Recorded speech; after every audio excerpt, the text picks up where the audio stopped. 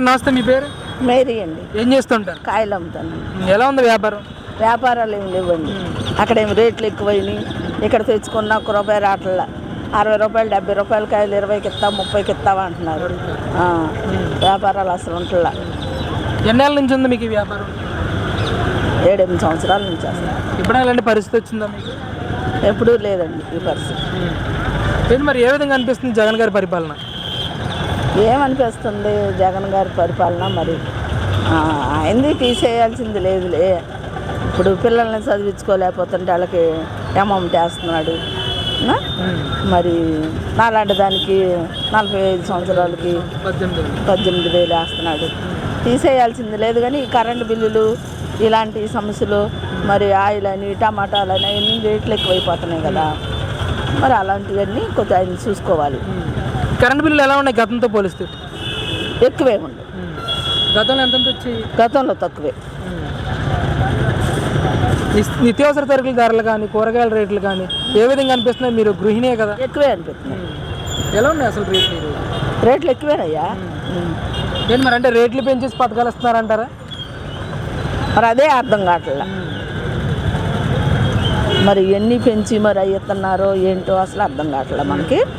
మరి అది మేము మాత్రం పోయిన జగన్ గారికే వేసాం ఓట్లు.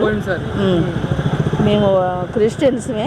వాళ్ళ నాన్నున్నప్పటి నుంచి మాకు ఆ పార్టీ అంటే అభిమానం.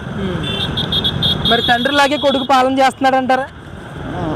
తండ్రిలాగా కొడుకు ఎలా చేస్తాడండి? పెద్దోడు ఆలోచన వేరు, చిన్నపిల్లల ఆలోచన వేరు, అంతే కదా. అది సిచ్యువేషన్. రాజశేఖర రెడ్డి గారి పాలన ఎలా అనిపించింది? జగన్మోహన్ రెడ్డి గారి పరిపాలన బాగానే ఉంది. రాజశేఖర్ గారిది బాగానే ఉంది. మరి చంద్రబాబు నాయుడుది బాగానే ఉంది. మరి ఇప్పుడు ఈ టైంలో కరోనా డిమాండ్లో అవన్నీ ఇలా అయిపోయి ఇలా అయింది. రేట్లు పెరిగిపోయింది బాగా. మరి 2 నెలల్లోనే ఎలక్షన్ ఉంది కదా, ఈసారి ఎవరికి ఓటేస్తారంటారు?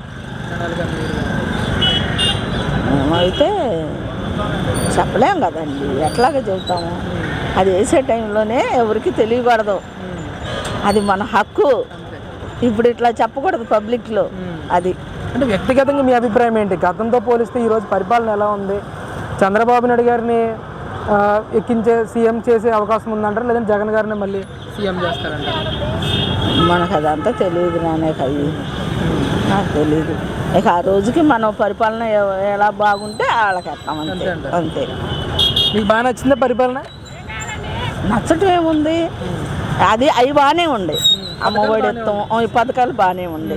మరి ఇక్కడికి వచ్చేపాటికి రేట్లు ఎలా చేస్తుంటే మరి current bill, main current bill problem అవుతుంది.